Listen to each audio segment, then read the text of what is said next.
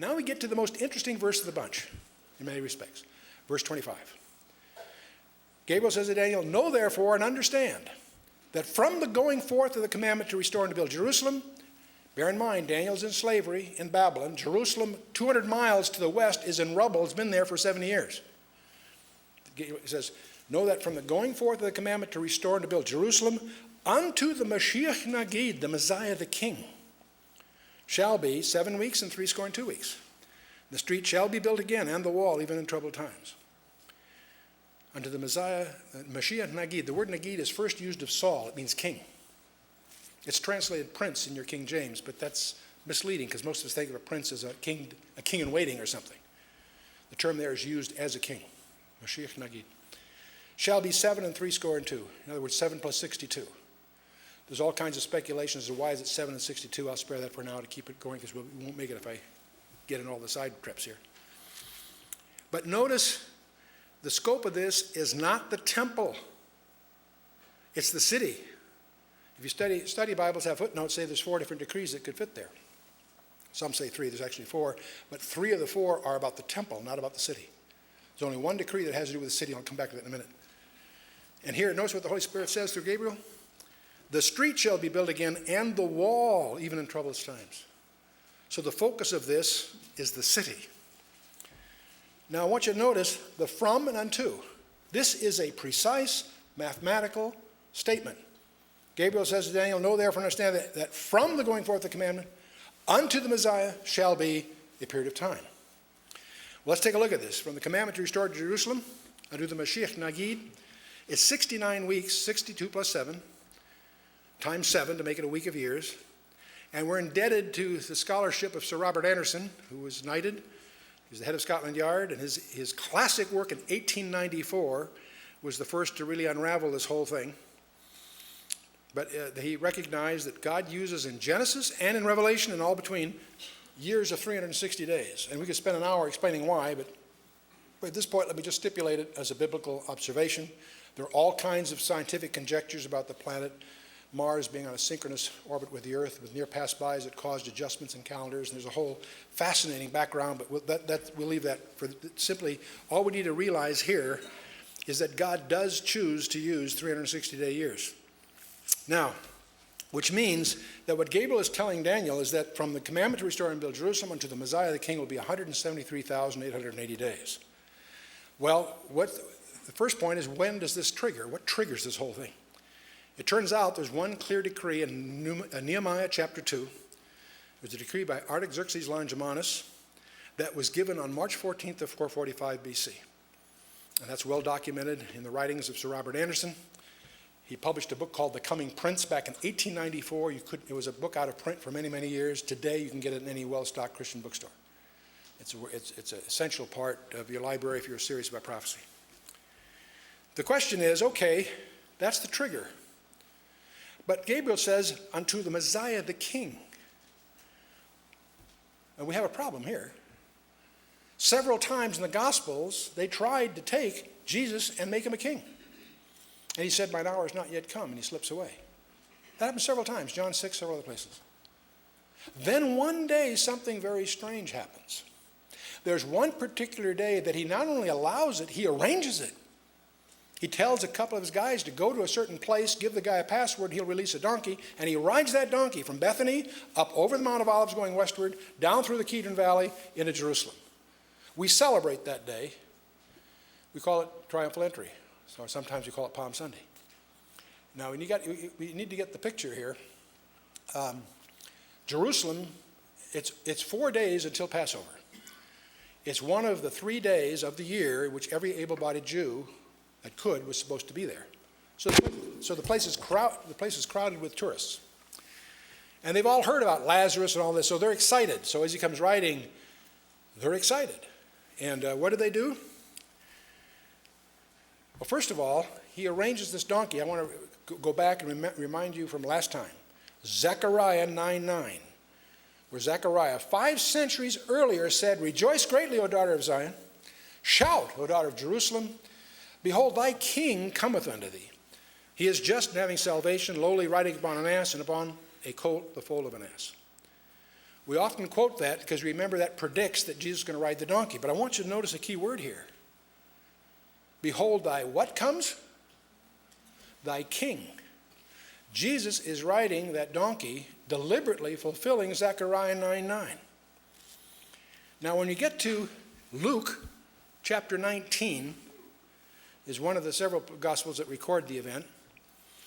It mentions that the people, as he comes riding, are singing a psalm. They're saying, blessed be the King that cometh in the name of the Lord, peace in heaven and glory in the highest. That's in Luke chapter 19, verse 38.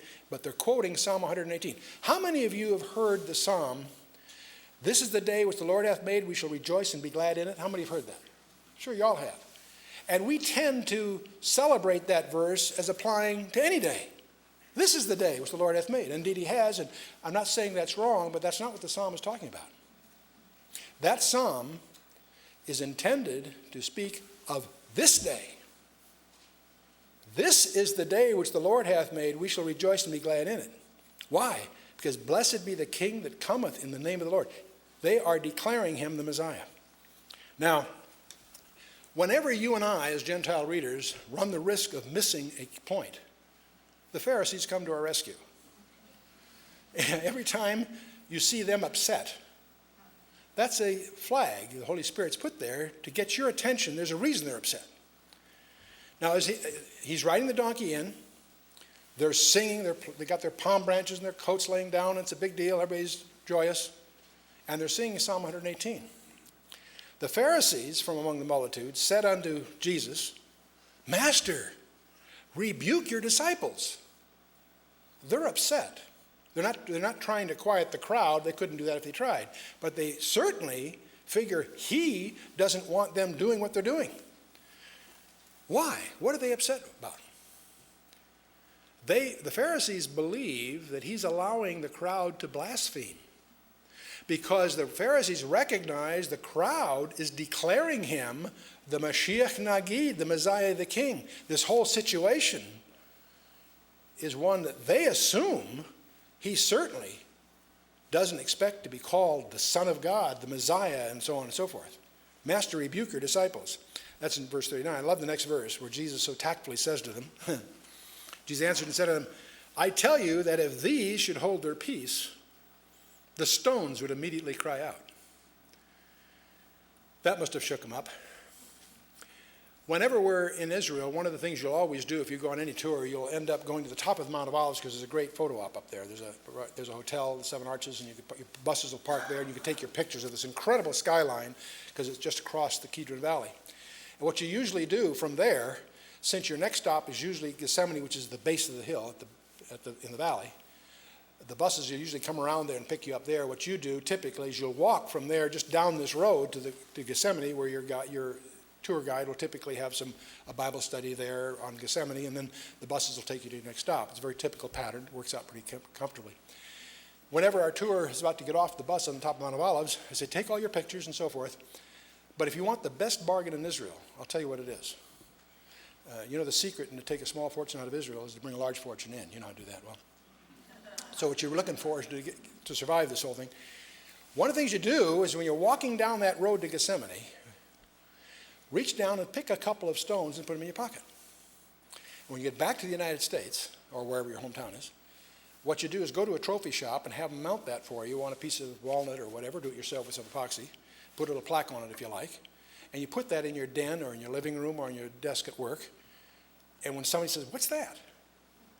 You say, that's one of the stones that didn't cry out.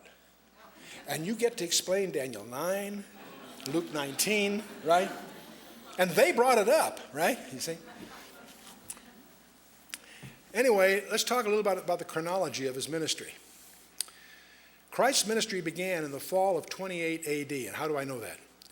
We know that Tiberius was appointed in 14 AD because Augustus died on August 19th of 14 AD. And Luke 3, verse 1 says it was in the 15th year of Tiberius, which means it's in the 15th year. That means it's 14 years into it. You with me? 14 years behind it. So you take 14 when he was appointed, and 14 years is 28. So when 28 years is behind him, he's in the 15th year. You get the picture? Many people add that wrong. It's within the 15th year that Luke's talking about. So it's The point is his ministry began in the fall of 28 AD. Now the fourth Passover, which is the Passover in which he's crucified, turns out to be April 6th of 32 AD. And that's, again, Sir Robert Anderson supplies us with all the background. You will find some books that have a different chronology because they're trying to protect or defend a Friday crucifixion. We believe from Matthew 28 in the Greek, and from about 3 or 4 different points of view, that Jesus could not have been crucified on a Friday. It would have to be prior to that, because there were 2 Sabbaths that week. Not the Shabbat on Saturday, and also the Feast of Unleavened Bread. When the Sabbaths, plural, were passed, the women come to the tomb. So we know it couldn't be Friday. Anyway, I won't get into all that here. But the reason you find some of these other chronologies is because they're trying to protect a Friday crucifixion. And we'll leave that where it is. The point is, the triumphal entry was April 6th of 32 AD. Here's what's interesting. If you go from 445, March 14th to 445 BC to April 6th, 32 AD, 445 to 32 AD is 173,740 days. Remember, there's no year zero. From March 14th to April 6th, another 24 days, and the leap years, if you go through all that rigmarole, is 116 days. When you add that up, between the degree of Artaxerxes Longimanus in March 14th to 445 BC, and the triumphal entry in which Jesus deliberately presents himself as the king, the Messiah, the Mashiach Nagid, is 173,880 days. What was Gabriel's margin for error? 0. Right on the money. And incidentally, the Septuagint translation, set aside who wrote Daniel, set aside all those things. It was in black and white as part of the Septuagint translation 3 centuries earlier. Remarkable, astonishing. The more you analyze this, you come to the inescapable conclusion that Jesus Christ was the fulfillment of the Old Testament prophecies. He presented himself on schedule as the Messiah, the King to Jerusalem. You say, gee, wasn't his death a tragedy? No, it was an achievement. That's what he was born for. That's what he came to do, to die for you and I.